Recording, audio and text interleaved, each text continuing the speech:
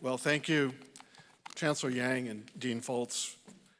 Thank you to the faculty and staff of the College of Creative Studies for this opportunity. Congratulations to all the graduates. We know you must have worked hard. At least that's what we've been told. It is indeed a pleasure and an honor to return to UCSB and speak to you at this 50th anniversary of the founding of the college. Though it was hardly yesterday, I still remember being in that first class in mathematics led by Professor Max Weiss. There were just 4 of us in the class. Max looked at us and said that he had never done this before, so he wasn't sure what to do. So he pointed to one of us and said, "Go up to the board." It was quite an interesting road to travel from that point onward. I would love to relate to you all the twisty, turny paths that I took in order to graduate, but suffice to say that the generous requirements of the college allowed me to graduate even though I took a quarter off to work as a computer programmer, a relatively rare skill in the 1960s, at a nascent research lab near Mission Santa Barbara.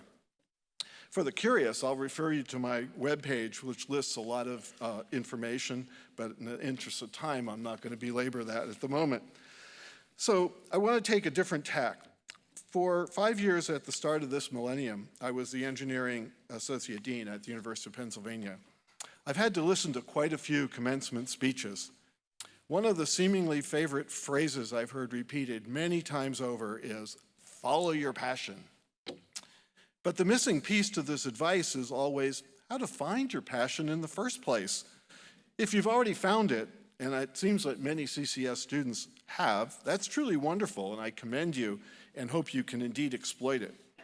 But after working with students for over 43 years, more often it seems, people really don't have enough time or experiences to unilaterally discover their elusive but essential passion. So today I thought I would approach this issue through the lens of the key concept in the college's name, creativity. No, I don't want to try to define creativity per se, but I do want to consider how to elicit it.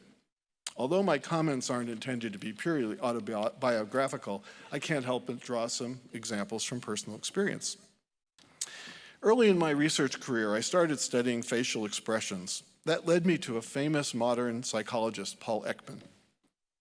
Paul Ekman made many interesting observations on deception and emotional displays, among which his identification of 6 facial expressions that were uniquely recognizable across many cultures.